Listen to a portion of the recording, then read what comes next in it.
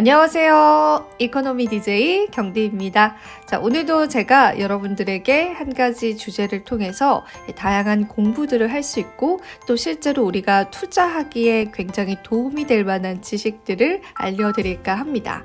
자, 오늘 제가 영상의 제목은 어떻게 5,000원짜리 주식은 56,000원이 됐을까라고 정했습니다. 사실 조금 더 제대로 말씀을 드리자면 1,000원 단위였던 주식이 5만 원이 넘는 주가를 향해서 고공행진을 하고 있습니다. 그 이유가 분명히 있겠죠? 단순한 테마주가 아니기 때문입니다.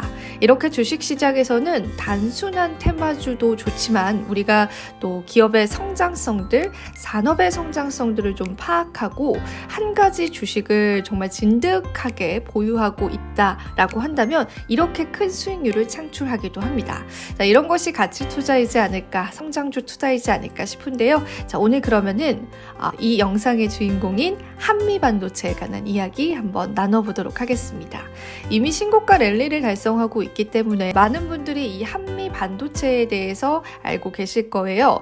그렇기 때문에 여러분들께서 조금은 생소하지 않게 접근하실 수 있을 것 같고요. 일단 한미반도체 같은 경우에는 1980년대 설립이 됐습니다. 제조용 장비의 개발과 출시를 시작을 했고 최첨단 자동화 장비에 이르기까지 이 반도체 생산 장비의 일관 생산 라인을 갖추고 세계적인 경쟁력을 확보한 기업입니다.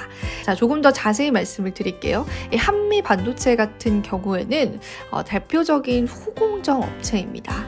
그런데 사실 이 한미 반도체를 한국의 ASMR이라고 부르기도 합니다. 패키징 절단 장비 부문에서 20년 가까이 세계 1위를 지키면서 글로벌 반도체 기업들과의 거래를 이어가고 있기 때문입니다. 일단 반도체 미세 공정 기술이 한계에 다다르면서 패키징 기술의 중요성에 한층 더 커졌다라는 업계 분석들이 나오고 있습니다.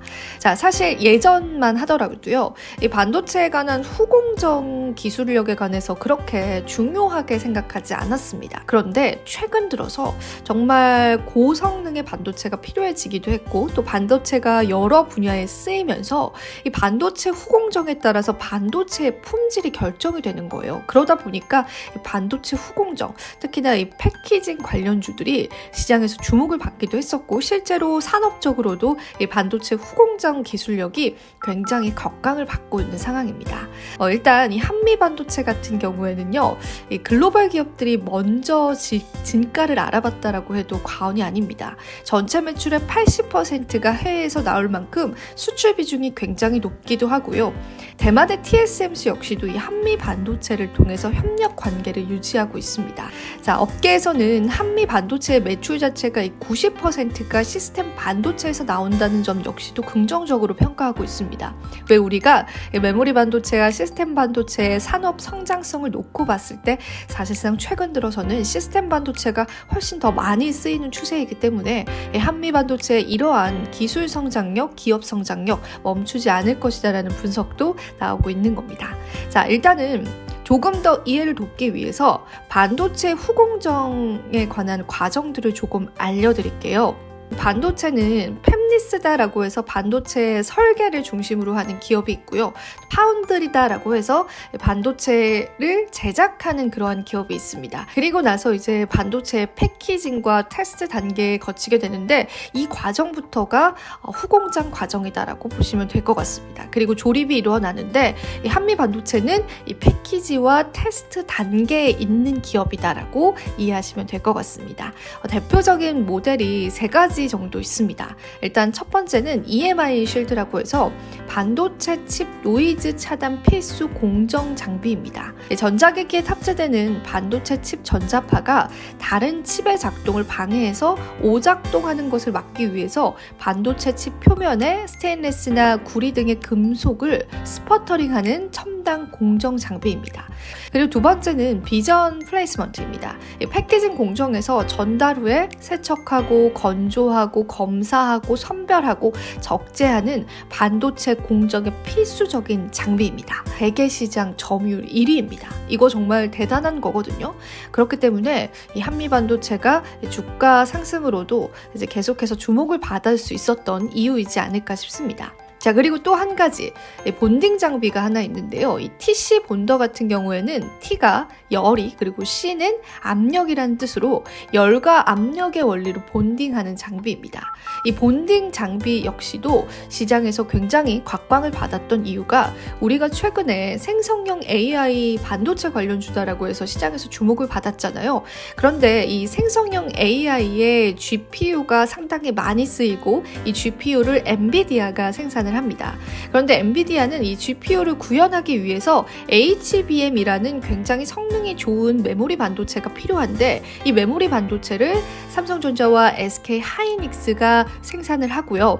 이 메모리 반도체 고대 협폭 HBM을 생산하기 위해서 이 본딩 장비가 필수적으로 필요한데 이 본딩 장비를 바로 한미 반도체에서 주관한다라는 겁니다. 자, 이러한 부분들까지 엮이면서 사실상 한미 반도체는 이 시스템 반도체 분야에서 패키징 과정에서도 이미 너무나 훌륭한 성적을 내고 있지만 HBM 관련해서도 충분히 그 쓰임이 증명이 되면서 반도체의 정말 최고의 기업이다라고 평가를 받고 있다라고 보시면 될 것 같습니다. 주요 고객사도 좀 살펴보겠습니다.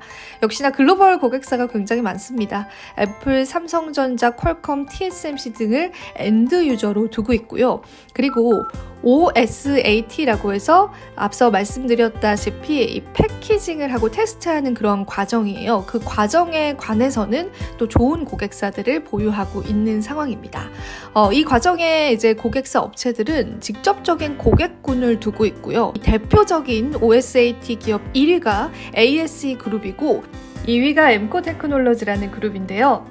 이 두 곳의 반도체 장비를 주로 납품하고 있다라고 보시면 될 것 같습니다. 그러니까 이 세계 1위인 후공장 업체들에게 이 장비를 납품하는 게 또 한미 반도체다라고 보시면 될 것 같습니다. 자, 일단 주가 같은 경우에는 계속해서 이 신고가 랠리를 달성해 오고 있는데 최근 주가 랠리 같은 경우에는 엔비디아 급등 랠리에 영향을 받았습니다.